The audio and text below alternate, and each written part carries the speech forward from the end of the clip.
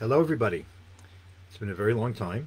It's Monday, it's 1 o'clock, and the Chagim are over, and we're returning to our weekly shir and discussion of Pirke Avot and all kinds of stuff that emanates from that discussion, sponsored by, or in the context of, the Tel Aviv International Synagogue in on Rehov Frischman in Tel Aviv, under the inspired leadership of Rabbi Ariel Constantine. Um, I actually had a wonderful experience over the course of the summer. A couple of times, people actually mentioned that they watch and enjoy the shiurim, and I'm very very pleased that that is the case. I hope that more of you will tell me what you think. If there's criticism, please let me know. I want to always make this more interesting and more accessible. One thing I will say, I'm going to say it at the end of this year as well, those of you who live in Israel, tomorrow is election day. And yes, we've gone to elections a lot. But, I'm an historian. And I am painfully aware every day that I work that there were millennia where Jews had nowhere to go. And they were pawns, they were acted upon, they were subjects. They did their best to be active forces in their lives and so on, but ultimately they did not have were not able to take their future or their destiny in their hands. And we have a privilege which our ancestors, no matter where they came from, um, didn't dream about, and that is to vote for a representative government in a independent Jewish state. So, if those of you who may be hesitating about voting, vote. It doesn't matter who you vote for, but vote. Vote your conscience. You're not going to find any party that is going to be 100% in line with what you think. You do the best you can. Politics is the art of the lowest common denominator, of the best fit possible. But in any case, every election in Israel is a historic opportunity, and I urge you please to vote. Okay, that is so much for the public service announcement. We are, we are still we are going towards the end of the third chapter of Pirkei Avot. We are in the midst of discussion of things which were said or attributed to, or starting things that are attributed to Rabbi Akiva. Rabbi Akiva, most likely one of the most well-known um, of all of the rabbis of the Mishnah, possibly of the of all of Jewish history. Um, there was a biography of him that was written many, many, many years ago by a man named Professor Louis Finkelstein, and he starts his biography, which it's a little bit dated. He was a little bit he has sort of a Marxist edge to him, which may or may not have been appropriate in terms of analyzing Rabbi Akiva. But he does say something which is really still true. That there's a famous expression, "Mi Moshe v'ad Moshe lo kam k'Moshe," that from Moses, Moshe Rabbeinu, the receiver of the Torah, to Moses Maimonides, there was no one like Moshe. Meaning, they were on the same, at least meaning that they're on the same stature. And Finkelstein, in his introduction to the book, I don't have it anymore, but I remember this distinctively, saying that, yeah, that might be true, but right in the middle of there is Rabbi Akiva, without whom there would have been no Maimonides, and there would have been no oral law the way that we know, and probably there would not have been a Talmudic Judaism, which has kept the Jewish people alive and serving God ever since. There is a interesting comment that the Talmud states that at the time in the run up to the Bar Kokhba revolt, which is when Rabbi Akiva lived, there were and afterwards there were a series of people who organized and edited and redacted the huge quantity of information and traditions that made up the oral law, the Mishnah, the Tosefta, all kinds of materials. And one person, was responsible for each collection. I'm not going to go into all the people, but all of them did it based on the inspiration of Rabbi Akiva. Now, Rabbi Akiva realized in advance that the quantity of material, which was oral, that had accumulated over the course of the many years, of oral tradition, oral interpretation. It goes back to the beginning. He was the one who set all that in motion. And of course, Rabbi Yehuda Nasi, who redacted and edited the Mishnah. It was the study of Mishnah that the later sages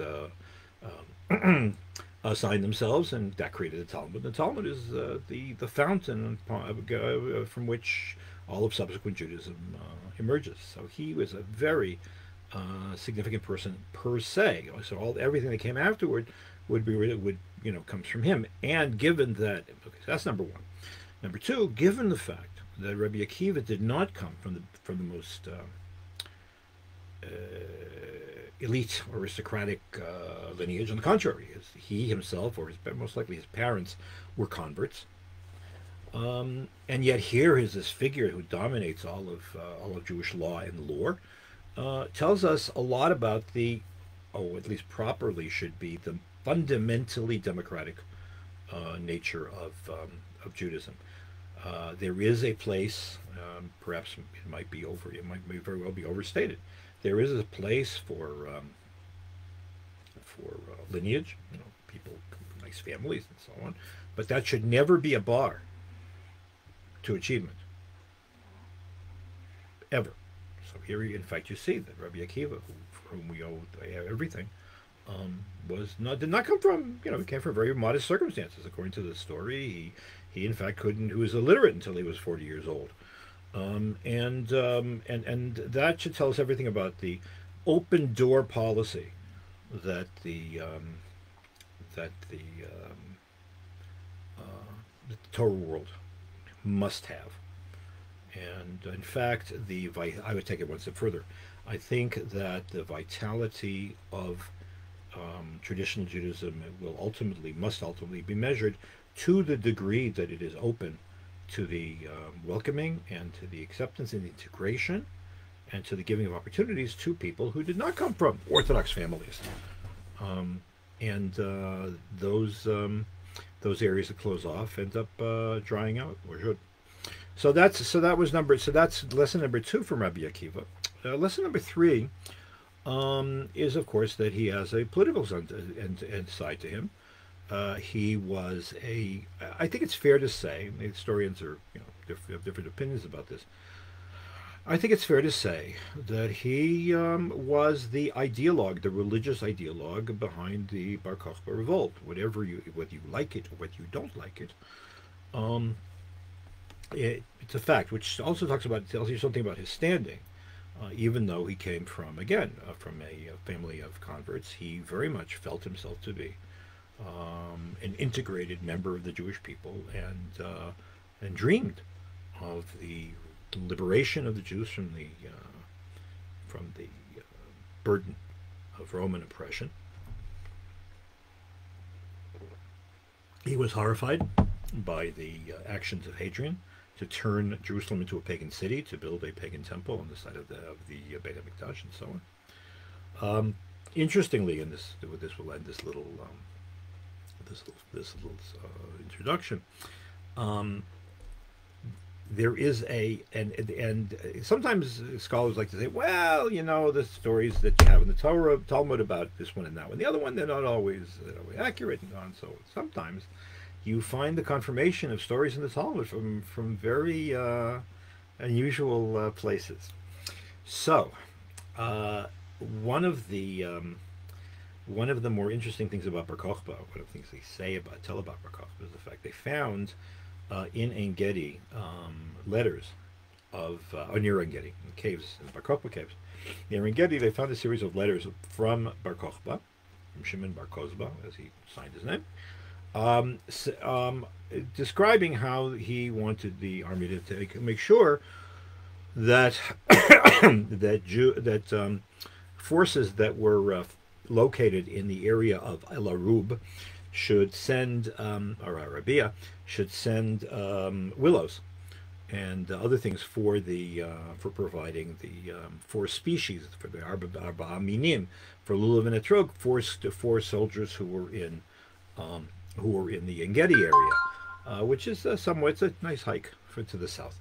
So first of all, En Gedi, we all know, is near what's called today's Stone. Stone was actually on the other side of the Dead Sea. That's not for now.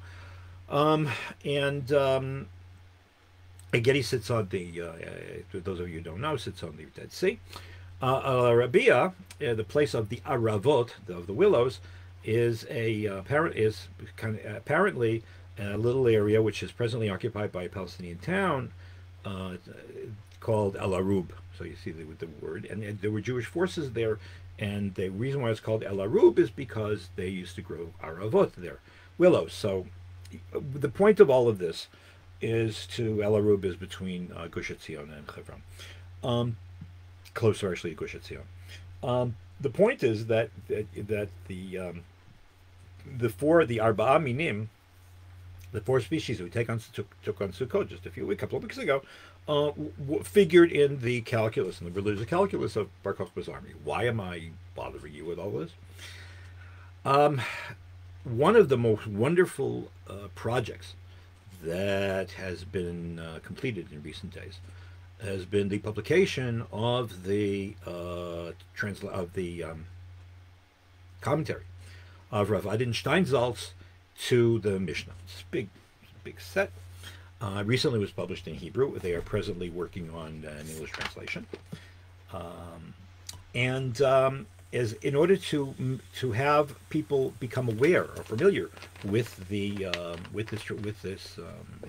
commentary, the Steinsaltz Foundation sent out a fascal with tractate Sukkah on the tractate Sukkah in some of the newspapers, certainly in Makor Rishon. Everybody got Makor Rishon. They got a little pamphlet with the printout of the it was very lovely, of Masechet Sukkah, the tractate of the Mishnah that deals with Sukkah. As you go through, I mean, it's a beautifully done thing. It's got pictures. It take all kinds of interesting explanations, plus describing the upshot of the Talmudic discussion on every single Mishnah. As you get to the back of the book, it's why am I bothering you with this? Because when you get to the back of the book, there's a coin. There's a coin from the time of Bar Kokhba. I figured over the second year of the roll to the third year of the roll. I'm sorry, I don't remember. And there you see a lulav and a trog on the coin. That's what decorated it with. But what's striking about it is that you see that there's one lulav, one willow branch, and one arava, one hadas, one myrtle branch, and one etrog. Now, there is a difference. The Mishnah records that there was a difference of opinion among the various rabbis at the time as to how many of each of the species should be included in the lulav and etrog. And the normative opinion was that which Orthodox Jews use today, which is that there were two willow branches and that there were three, at least three myrtle branches, and one lulav and one etrog. Rabbi Akiva, however, is recorded to have said that no, why should that be? The Torah says take four species, so you take one of each: one lulav, one etrog, one willow, and one myrtle. In other words, contrary to what became the normative opinion, and which was a common practice in other places, that you take one lulav and two aravot and three myrtle branches and one etrog. The official position of the army of Bar Kokhba, as found expression in the on this coin, was that of Rabbi Akiva. So here you have an interesting confirmation of the dominant role of Rabbi Akiva not only in the ideological world of Bar Kokhba, but also in the religious world of Bar Kokhba. So that was actually kind of neat. Finally, of course, Rabbi Akiva. Another part of the heritage of Rabbi Akiva is the fact that he was murdered for the sanctification of God's name, Al Kiddush Hashem, because he refused to obey the Hadrianic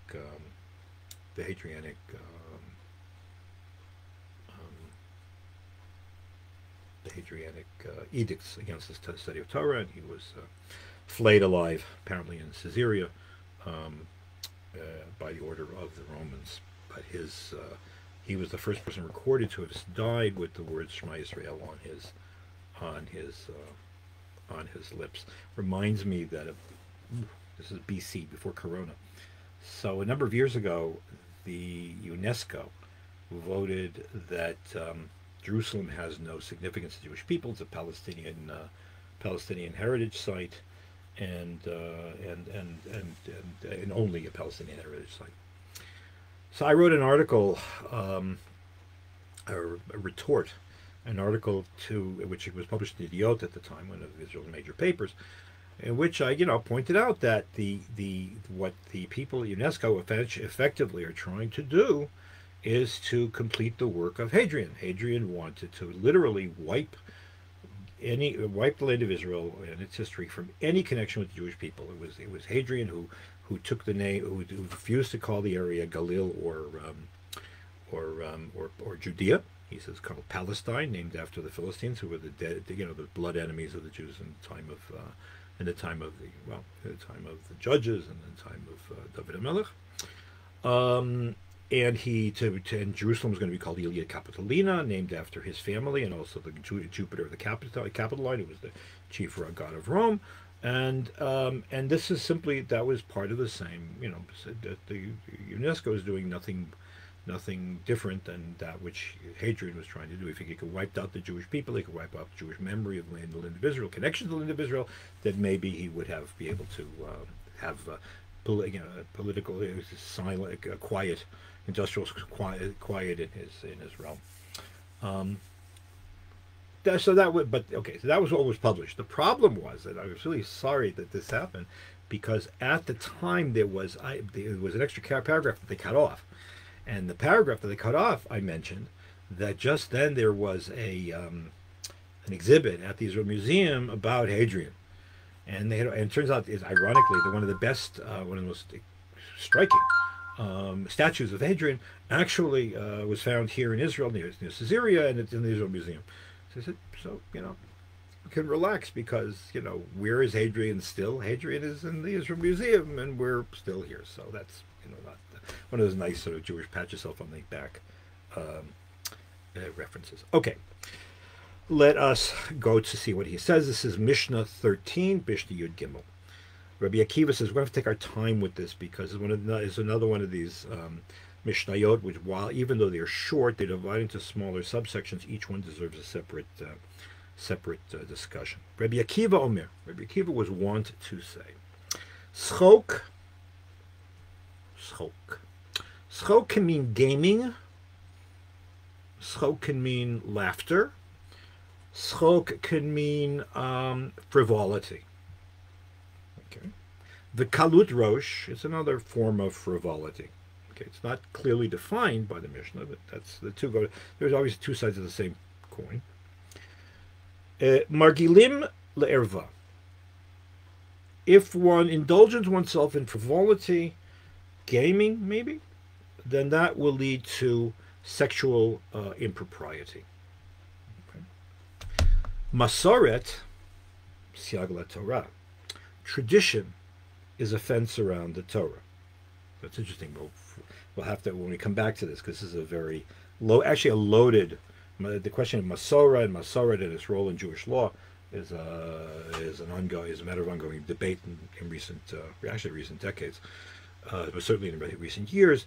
We'll obviously have to come back, see the connection between these three words and the first Mishnah, which is where the members Chicken Olah were reputed to have said Asu siag laTorah. It's important to make a siag laTorah, to make a fence around the Torah, whatever that means. So, but you don't invent tradition. So how does that work?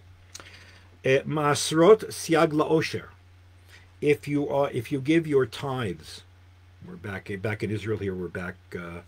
Shemitah year is over, which my gardener is thrilled, because he broke his heart to see what my backyard looked like. We're back to those of us who are growing vegetables are back to having to take the tithes and do with them as you're supposed to. But if you give tithes, what were the tithes? The tithes, you gave money to the Kohen. That's how the Kohanim were not supposed to get salaries. Kohanim were supported by taxes, which were given by the people in the form of tithes of most of it in kind. Sometimes it was meat, whatever the case might be. Then you gave to the Levite because the Levites were served in the temple. That was their income as well. In both cases, Rav Soloveitchik used to always note that Levites and priests used to work on a very short work schedule. I mean, Kohanim would work like 2 weeks a year. Levites were were also not all the time in the Beit HaMikdash. So what is all this money going to pay them for? Excuse me. And the answer is that they were teaching. So they're being paid to teach. They're not being paid to study. It comes from it's based on a verse in the last parsha of the Torah, in the blessing of Levi, where Moshe Rabbeinu says, "Yerumish b'techi Yaakov misvatcha Yisrael," that your function is to teach and to instruct God's law to the people, not just to hang around. On the contrary, if they hang around, they might get involved with schok and kol v'shvosh. Go no. Next, siag la'osher. It's a fence around, or it's a regulatory. It's a regulatory action for wealth. We'll come to this. I mean, you can see where this could possibly go. It's pretty self-evident. Nidarim, taking vows. Siagla prishut. Those of us who do Daf Yomi have just started this Masechta Nidarim, 91 pages of 91 dapim. So it's 182 pages of discussions of vows and so on. Siagla prishut. Prishut. We've discussed this a little bit in the past. Prishut is,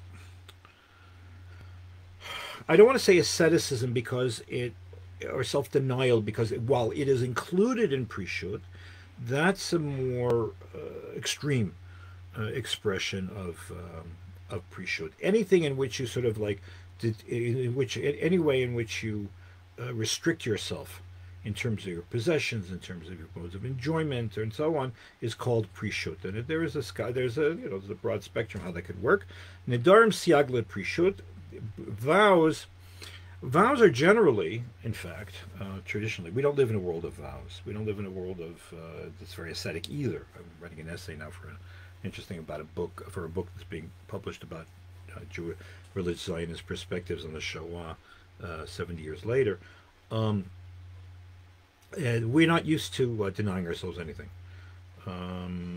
even delayed gratification, which used to be a thing. I mean, I was growing up. That was because I grew up in Boston with all the Puritan heritage, but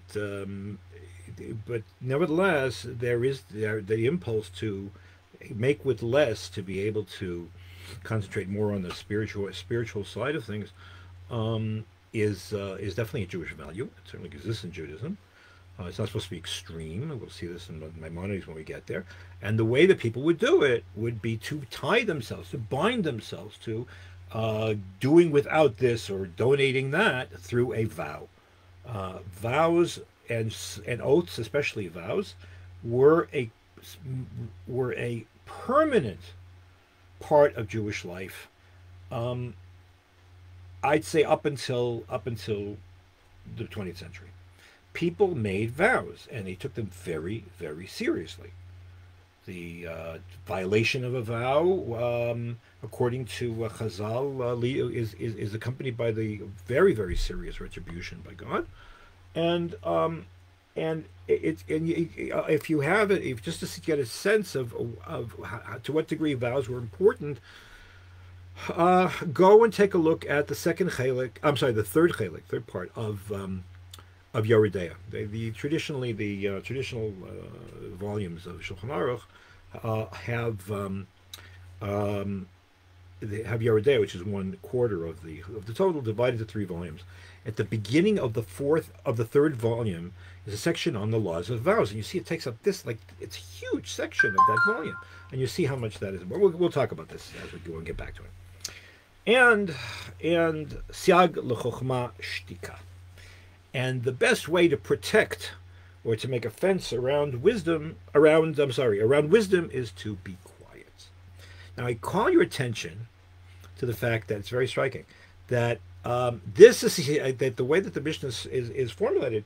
This is a siag to that. This is a fence around, or this is A is to protect the B, and that is actually The structure in the case of Masoret Siag la Torah, Masrot Siag la Osher, Nidarim Siag la Prishut. Very nice. But here in the last section, we're talking about silence and protecting wisdom. The word protection comes first. Siag la Chochma, Shtika. Why didn't it go Shtika Siag la Chochma? So we have to ask us other questions as well. We're going to find. I think we'll find that there's something very unusual, if something very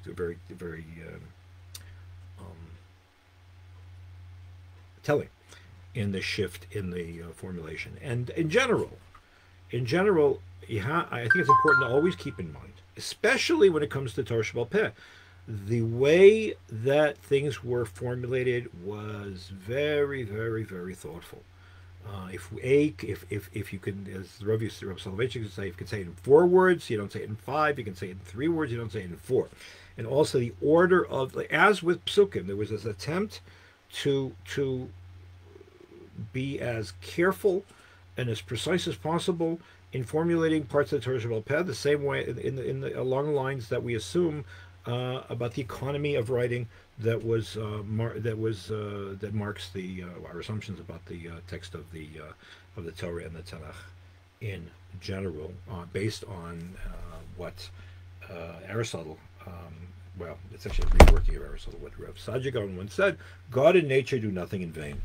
And there is not one aspect of the Torah that not only doesn't have any significance, but every single aspect of it, even including for the word order, is there to teach, because the idea is to put the maximum amount of significance into the minimum amount of words. Because if there are extra words, then that would mean God did something in vain. That can't be. So therefore, if it's there, then we have to try to decide why, and that is the fundamental point of departure of the Midrash, of the end of all biblical commentaries subsequently.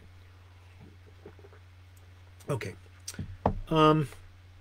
So I see that we have we're at the end of it's 1:30 already. So Mirza Hashem, next week we will go back and start and try to uncover what schok and kalut rosh are. Does that mean games? Does it mean laughter? Does it mean light frivolity? Kalut rosh. If schok is frivolity, what is kalut rosh? And what does it have to do with sexual peccadillos? And we'll continue. Again, those of you who live here in Israel, vote. It doesn't matter who you vote for. A lot of people sacrificed a lot to be able to allow us the privilege of voting and do it. And then you have the whole day off. So enjoy. Bye.